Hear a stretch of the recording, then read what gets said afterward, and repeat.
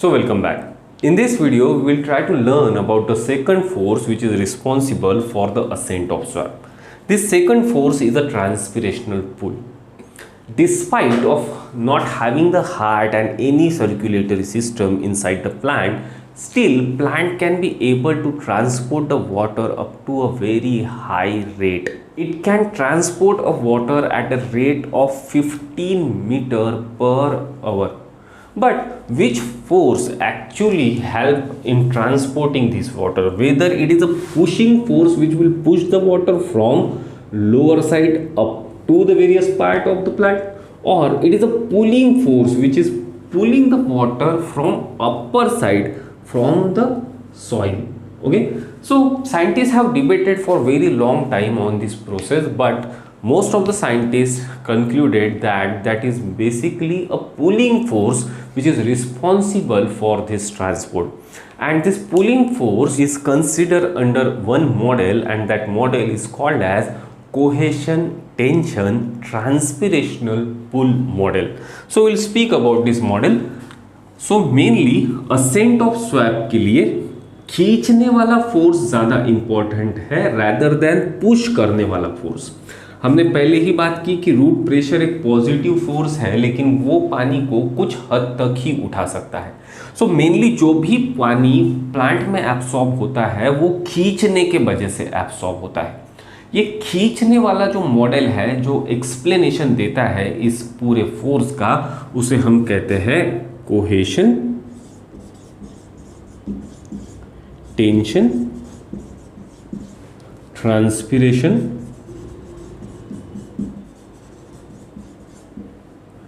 pull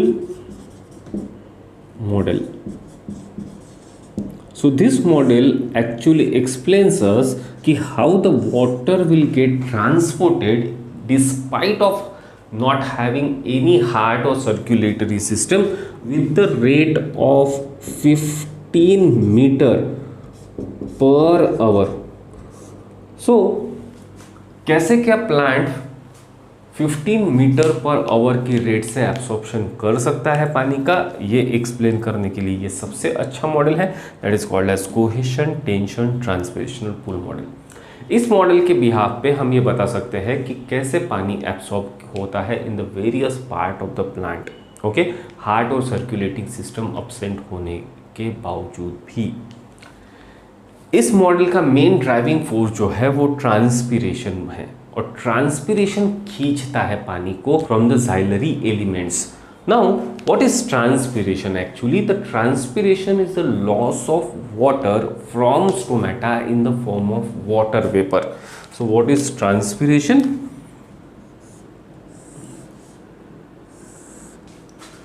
Transpiration is a loss of water through stomata in the form of water vapors. This loss of water through hydrothode in the form of liquid is called as guttation, while transpiration is the loss of water through stomata. They are the special openings, okay, on the surface of leaf in the form of water vapor. So water vapor will get lost from the stomata because the water is transient in case of plant. Only 1% of absorbed water by plant is utilized for photosynthesis and growth. Water plant में रुकता नहीं है. 1% water, जो जितना भी पानी absorb किया है प्लांट में, उसका सिर्फ 1% वाटर फोटोसिंथेसिस और ग्रोथ के लिए काम में आता है.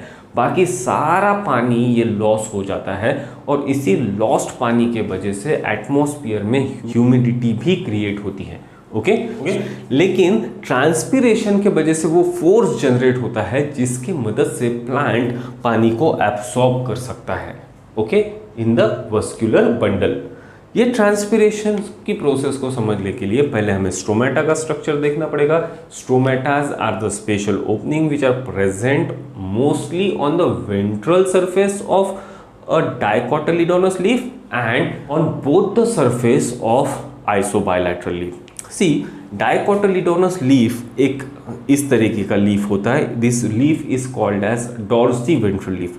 जो भी डाइकोटिलेडोनस लीफ है उसको हम डॉर्सी वेंट्रल लीफ भी बोलते हैं, क्योंकि इसका ये ऊपर वाला जो सरफेस जो सन की तरफ है इसको हम डॉर्सल सरफेस बोलते हैं, और जो ज़मीन के तरफ का हिस्सा है उसको हम वेंट्रल सरफेस बोलते हैं.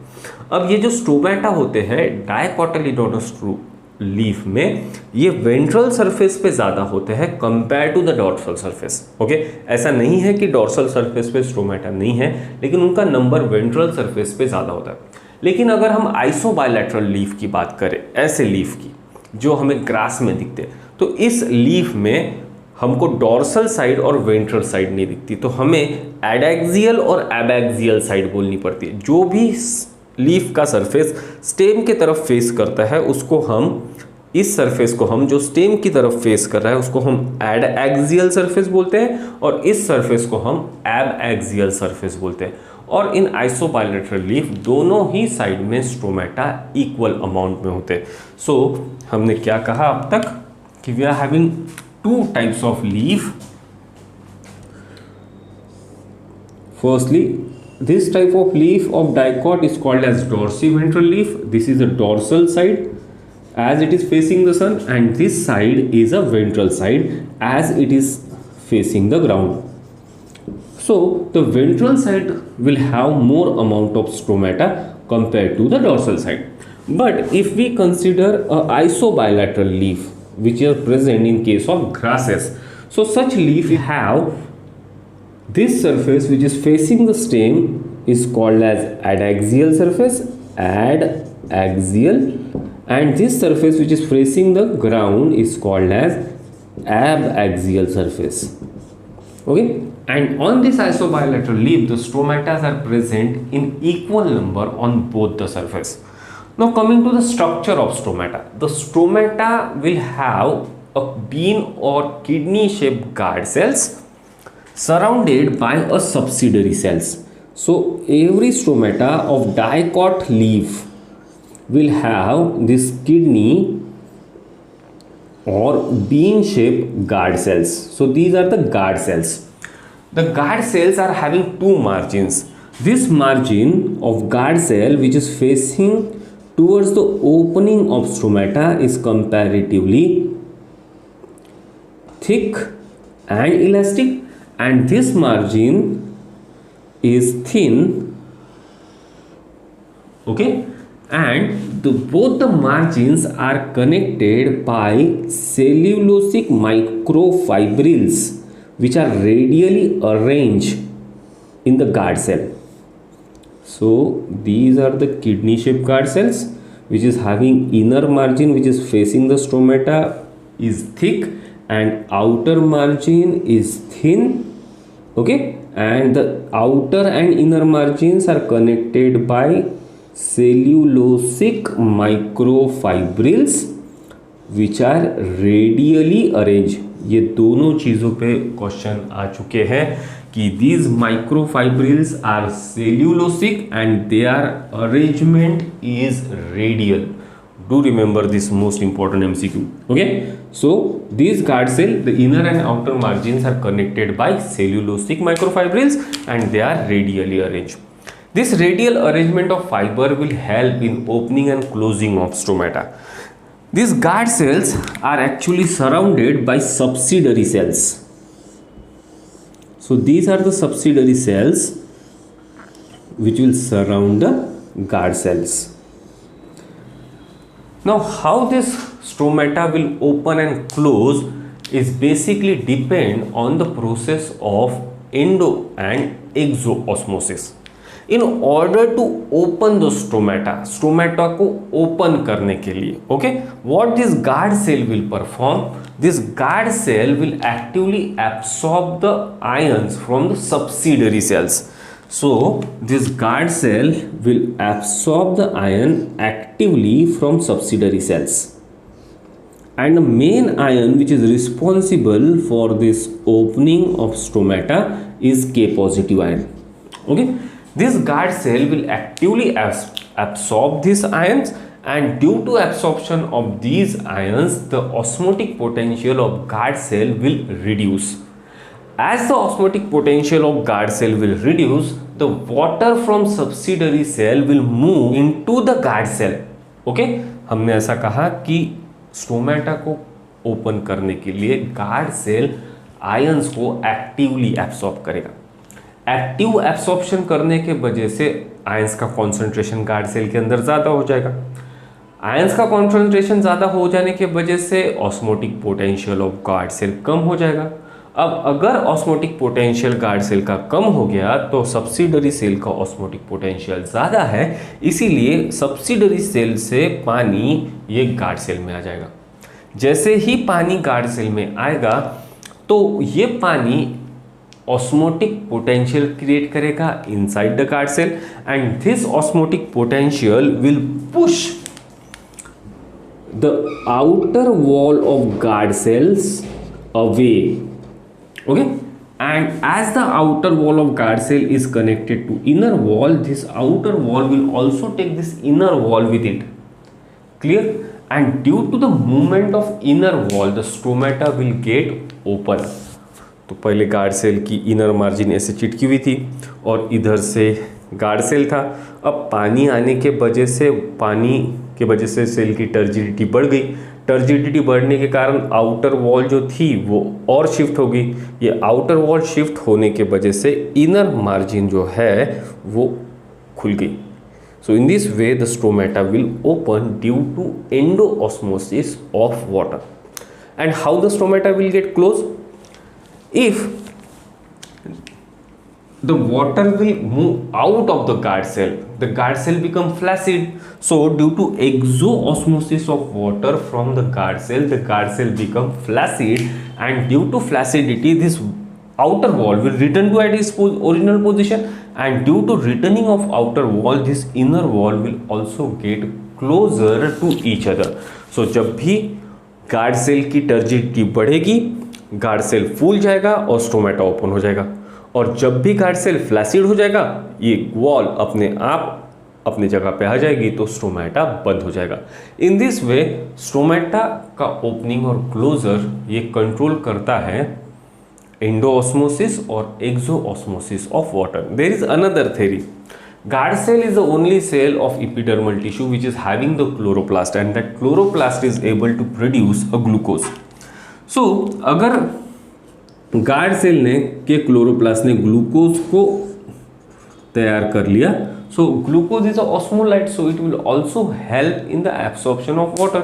So this theory can also explain the opening and closing of stomata, but do remember the most important ion which is responsible for opening and closure of stomata is potassium ion. So this is the structure of stomata. A stomata in case of dicot leaf will consist of a guard cell, then these are the subsidiary cells,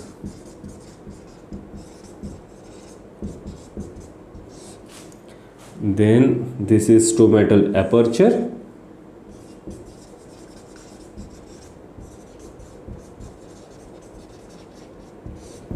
and whole thing is called as stomata. In case of monocot leaf or in case of isobilateral leaf, these guard cells are of dumbbell shape. So in isobilateral leaf we can have a dumbbell shaped guard cells, and rest of the structure will remain same. They will be surrounded by the subsidiary cells.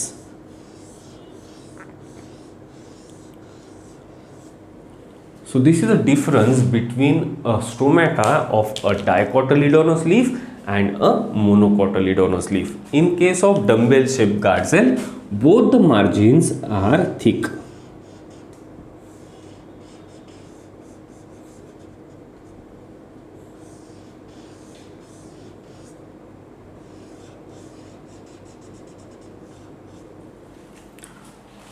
Clear? Now there are certain factors which will affect this transpirational process. There are internal as well as external factors which will affect the process of transpiration. So we have to list down the factors affecting transpiration.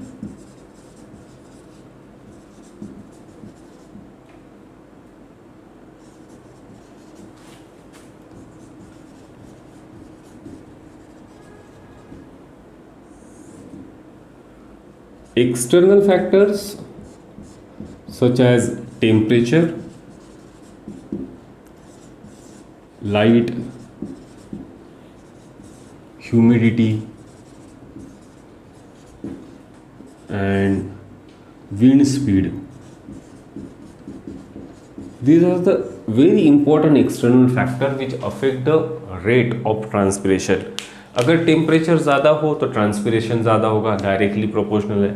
Light ज़्यादा हो तो intensity light की ज़्यादा होगी तो temperature बढ़ेगा, फिर भी ट्रांसपिरेशन ज़्यादा होगा.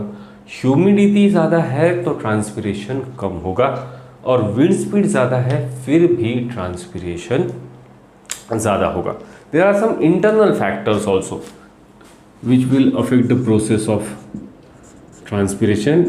Internal factors will include number of stomata. जितने ज़्यादा स्टोमेटा होंगे उतनी ट्रांसपिरेशन की प्रोसेस फास्ट होगी.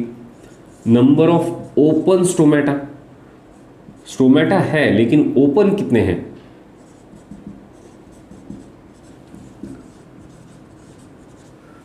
Thirdly distribution of stomata.